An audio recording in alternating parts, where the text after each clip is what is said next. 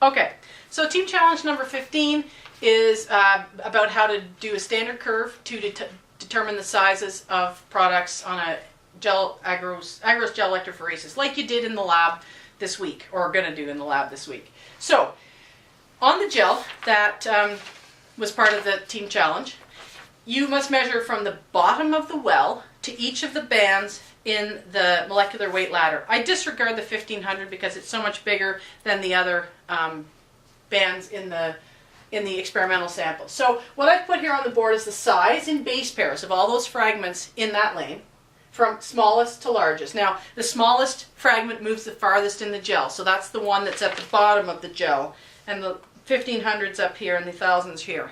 And then I measured the distance migrated in millimeters, okay, and put that up here. Now, in order to get a linear plot, I have to plot the log of base pairs, not the base pairs, okay, because the curve won't be straight. It's not going to be perfectly straight even this way, but it's a little better.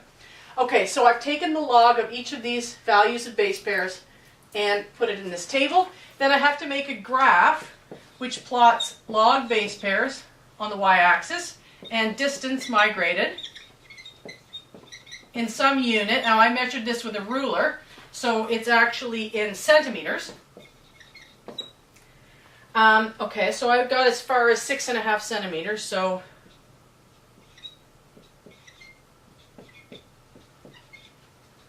okay. And the values are between 2 and 3 logs. So 1, 2, 3. All right.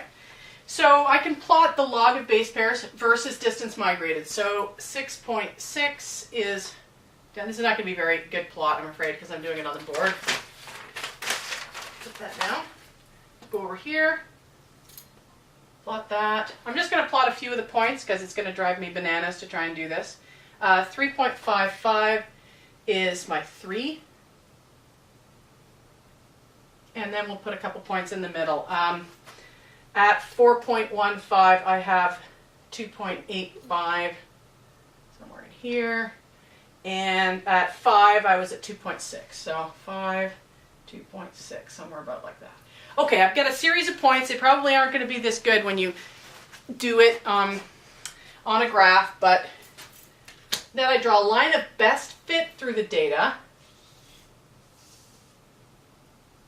Okay, a line of best fit, and this allows me to then determine the size of the experimental sample. So my couple of experimental bands, the middle band there, in my books migrated to 3.7 centimeters. So if I go to 3.7 centimeters here and extrapolate up,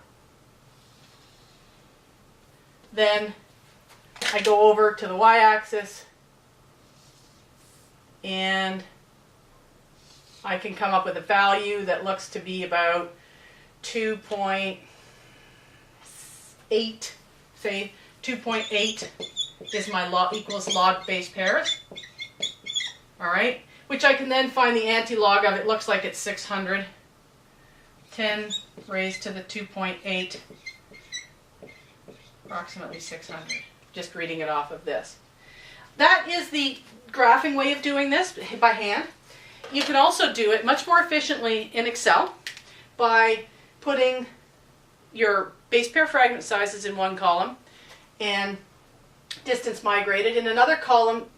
Get the base 10 log of the base pairs using the equals log. I think it has log 10, and then you put the cell number reference in. Okay, that will give you the log of base pairs in a column. Then you can either generate a graph, a scatter graph, or XY graph in Excel, and ask it to give you the equation of the line, which you can do. It'll give you a y equals mx plus b type equation written on the graph.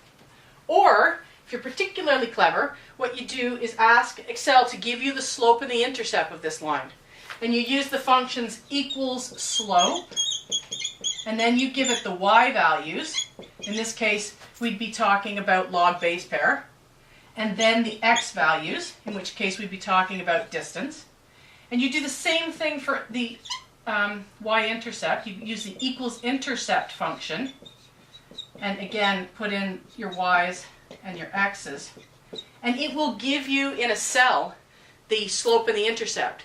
So that when you now measure your unknown band, you say, oh, that's equal to 3.7 centimeters, then you have a cell where you say, okay, the log base 10 of the base pairs is going to be equal to the cell that has the slope in it, and you just select that cell, times the distance, that's x, use that cell,